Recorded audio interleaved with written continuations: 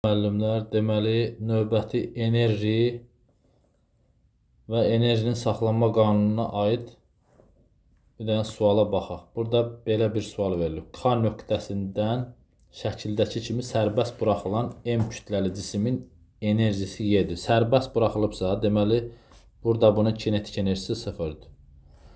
Cismin enerjisi Y-dir. Yəni,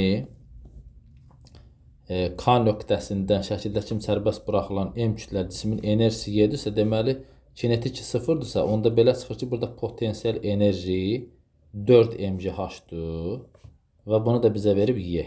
Aha. İndi deyir ki, bəs indi L nöqtəsində dayanıb bu. L nöqtəsində dayanıbsa, bunun yenə kinetik enerjisi sıfırdır. Potensial enerjisi var da, mgh. İndi bizə deyir ki, istiliyə çevrilən enerjini tapın. İstiliyə çevrilən enerji, onda bu dəyişməni tapırıq da biz. Deməli, 4 mgh-dan mgh çıxacaq. Eləcə 3 dənə mgh. Düzdür? 3 dənə mgh. İndi buradan mən mgh-ı tapa bilərəm da. Mgh nədir? Y böl 4 deyil. Həmin ifadəni gətirib, bax, burada yerinə yazaram. Bax, burada.